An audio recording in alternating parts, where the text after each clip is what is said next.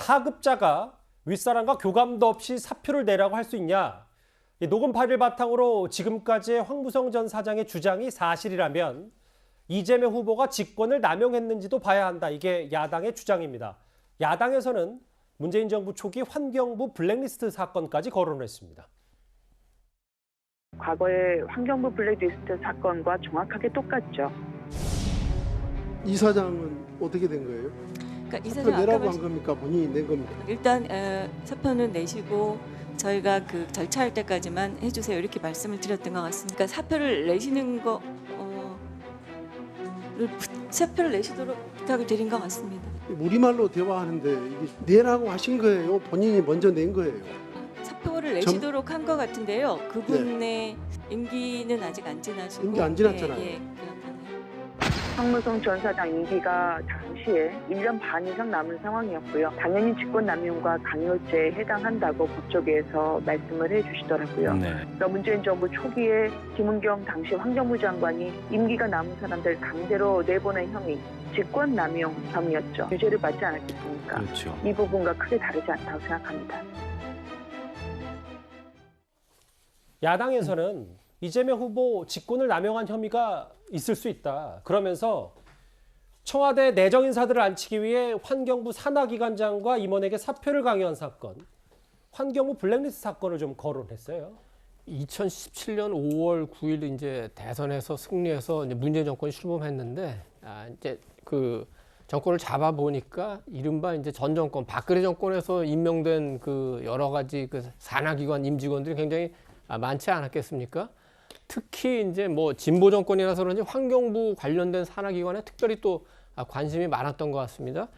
그래가지고 김은경 전 장관 그리고 청와대 이렇게 그 회의를 거쳐가지고 산하기관 임직원 15명에게 사표를 그 강요를 한 거죠. 그래서 13명이 실제로 사표를 내고 새로 빈 자리에 이제 그 문재인 정권 인사들로 쭉 이제 앉혔습니다. 예. 그런데 이게 이제 김태우 전 특감 반원이라든지 여러 가지 이제 논란이 일으면서 검찰이 수사를 했고 수사를 해보니까 이게 직권남용 강요죄로 사실은 구속영장이 한번 기각되긴 했습니다. 재판을 막상 하게 되니까 1심에서 그 김은경 장관이 2년 6개월형을 받고 법정 구속됐고 2심에서도 2년형을 받게 된 겁니다. 그러니까 지금 대장동에서 똑같은 일이 일어났다고 이제 야당에서는 보는 거죠. 임기가 남은 기관장을 강요에 의해서 물러나게 했기 때문에 환경부 장관과 똑같이 직권남용 강요에 해당되는 거 아니냐.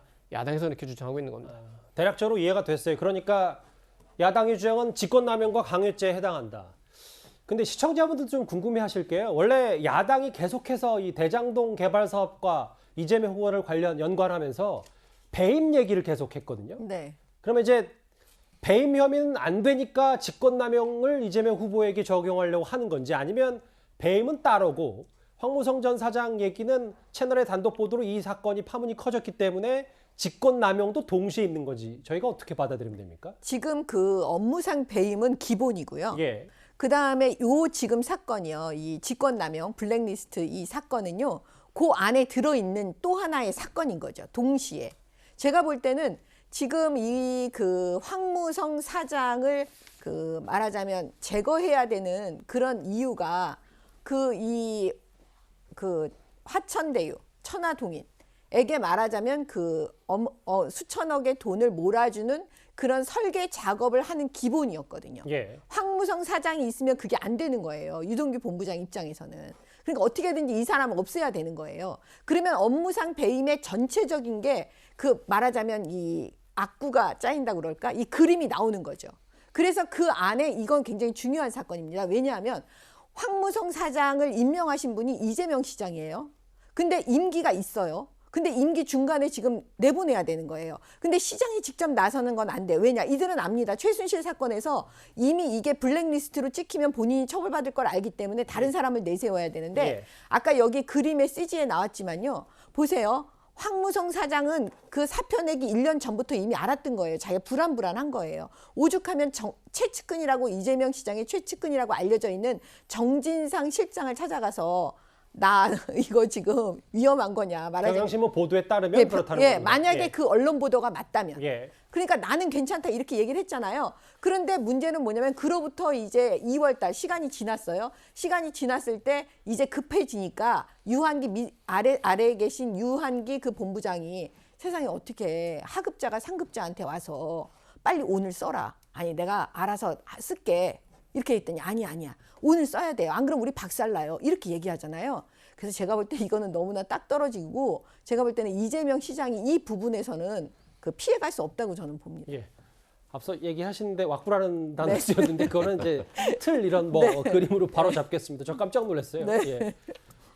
반면 여권에서는 이재명 후보는 직권 남용도 될 수 없고 앞서 백혜련 의원도 얘기했지만 왜 황무성 전 사장이 지금 시점에서 녹음 파일을 공개했는지 의심스럽다고 했습니다. 백혜련 의원과 현근택 변호사의 목소리 들어보겠습니다. 황무성 사정이 나가는 부분과 관련해서는요. 그건 법리적으로 직권남용은 될 수가 없다고 보입니다. 직접적으로 이재명 지사가 연관됐다는 것도 없을 뿐만 아니라 황무성 사장이 나갔다고 해서 그것이 대장동 사업과 관련해서 또 직접적인 연관이 된다고 보기도 어렵습니다. 사장이 중간에 그만두게 됐다는 것이 바로 무슨 이 대장동 사업과 연관되는 것도 아니고요. 그런데 사실은 그런 경우는 그 말의 진실 신뢰성이라는 게 저는 좀 의심스럽다고 봐요. 이게 이제 2015년 일이거든요. 그렇죠. 만약에 본인이 그때 오라면 그때 그거를 뭐 공개하든지 아니면 뭐 인사 제기를 하든지 뭐 소청을 심사하든지 하면 되는 것이지. 이걸 지금에 와서 하는 것도 저는 좀 의아해요. 녹취록이라는 건 항상 의도가 들어가는 거예요. 의도가 들어가는 거거든요. 기본적으로 뭐 재판이나 이런 데서는 녹취록이라는 거는요. 한쪽의 얘기만 듣는 거기 때문에. 예.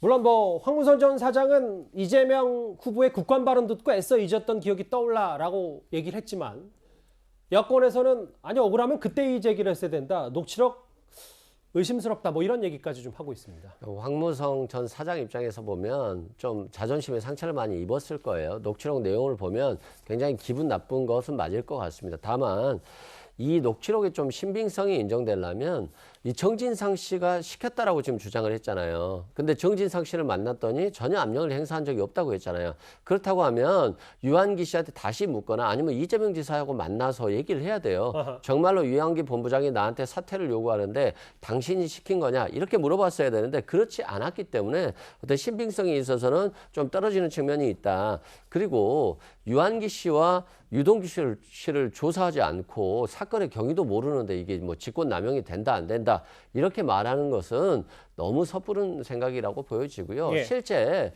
우리 김기춘, 조윤선 씨, 윤석열 전 후보가 기소했던 걸로 기억하고 있는데요. 거기에서도 대법원에서 직권이 남용되고 의무 없는 일을 하는가 두 개가 동시에 이루어져야 된다고 하면서 굉장히 좁게 해석하면서 일부 무죄 판결을 했거든요. 그리고 안태근 씨에 대한 인사권과 관련해서도 무죄 판결을 했었고요.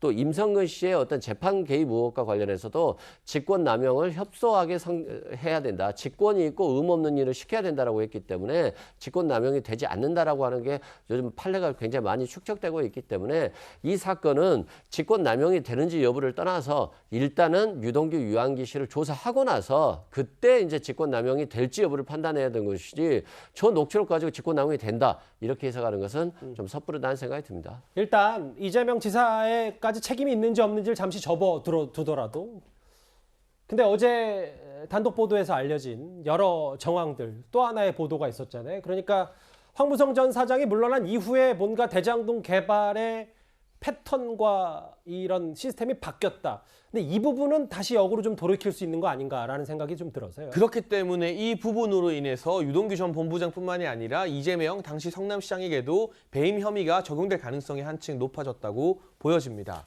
황무성 전 사장 같은 경우는 건설 경력이 30년이 된 현장의 전문가라고 합니다. 그렇기 때문에 당시의 건설 경기나 다른 지역의 어떤 분양률 그리고 이 남판교라는 지역의 사업성을 따져봤을 때 공사가 수익의 50%를 보장받는 게 훨씬 더 낫다는 그러한 결론을 도출했던 것이죠. 그런데 이 지분에 따라 50%의 수익을 성남시 도시개발공사가 가져가는 이 투자심의위원회 조항이 유동규 일당에게는 눈의 가시 같았겠습니다. 그렇기 때문에 호주 출장에서 11박 동안 이재명 지사와 지근거리에서 수행을 하면서 어떻게 이재명 지사를 구워 삶았는지 모르겠습니다만 호주 출장을 다녀오자마자 한 달 안에 이 무리하게 황무성 전 사장을 쫓아낸 직후에 화천대유라는 회사가 설립되고 그리고 50% 수익 보장이 갑자기 1,800억 고정형 수익제로 바뀌게 됩니다. 이 과정에서 초과이익 환수 조항이 처음부터 없었던 게 아니라 분명히 50%로 있었는데 황무성 전 사장 쫓아내고 난 다음에 삭제가 되었던 것이죠. 이는 이재명 지사가 이번 국감에 나와서 해명한 것과도 명백하게 사실관계가 다른 부분이기 때문에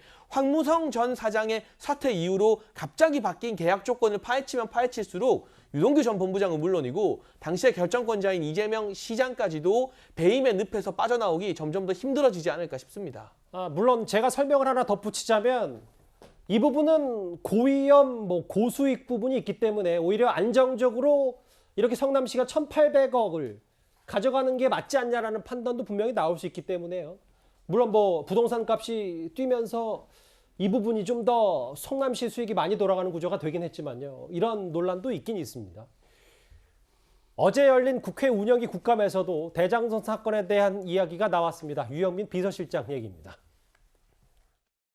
11만 5,345%의 수익률로 8,500억 원의 막대한 부당이익을 가져갔는데요. 대통령님뿐만 아니라 실장님, 이 대장동 게이트 특검과 반칙도 없고 상식적으로 이득을 획득한 상황으로 보시나요? 청와대도 이걸 굉장히 비상식적으로 봤기 때문에 처음에 엄중하게 보고 있고 지켜보고 있다 말씀을 드린 게 그런 이유고, 부동산이 지금 우리 정부에서 가장 아픈 곳이기도 하고 이런 부분들에 국민들이 분노가 당연히 있을 거고, 그래서 이제 그런 지시도 내렸고 그걸 지금 지켜보고 있다. 예. 대장동 개발 사업 특검 필요성에 찬성이 반대보다 많긴 합니다. 그리고 유영민 비서실장도 총평을 비상식적으로 한 건 아닙니다. 뭔가 시작이 좀 이상하다라는 표현까지 썼어요. 그러니까 비정상, 국민 분노 이런 얘기를 딱 들으면 아이고 청와대가 조금 이제 전향적으로 생각하는 건가 이렇게 얼핏 생각할 수도 있는데 자세하게 들여다보면은 꼭 그렇진 않은 것 같습니다. 지금 그 여론조사에서 60에서 70%의 국민이 대장동 특검을 원하지 않습니까?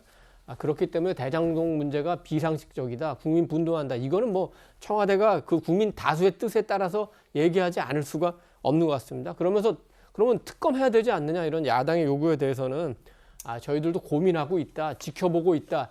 말은 이렇게 했지만 제가 보기엔 이건 립서비스 같은 것 같고 실제 하고 싶은 얘기는 국회에서 의결을 해달라고 국회에 지금 떨고 있지 않습니까? 아니 그 더불어민주당 혼자서 과반수가 넘고 법률하면 190석 가까운데 여당 후보인 이재명 그 후보가 어려워질 수 있는 그 특검을 국회에서 의결을 하겠습니까? 그랬더니 국회에서 떠미는 건데 한편으로는 그 특검이라는 게 국회 본회의의 의결로도 가능하지만 법무부 장관이 필요하다고 판단하면은 이게 또 가능합니다. 그럼 대통령이 제가해서 국회에 그 후보 추천위원회에 후보 2명 추천해달라 이렇게 하면 이게 가동이 되는데 이 역시 청와대도 보나마나 이재명 후보에게 불리할 것 같고 윤석열 후보나 홍준표 후보에게 또는 다른 원희룡 유승민 후보에게 유리할 것 같은 그런 특검을 결정하기는 우리가 보기는 어렵죠. 그렇다면 결국 특검을 꼭 해야 된다면 우리 국민 여론의 힘으로 계속 이 정권과 국회에 압력을 넣는 수밖에 없을 것 같습니다. 예. 이른바 황무성 전 사장 찍어내기 아니냐. 그래서 이재명 후보가 당시 직권을 남용한 거 아니냐. 야당에서 이런 시각을 이 녹음 파일이 공개되면서 펼치고 있는데요. 저희가 첫 번째 이슈로 이 얘기 정리해봤습니다.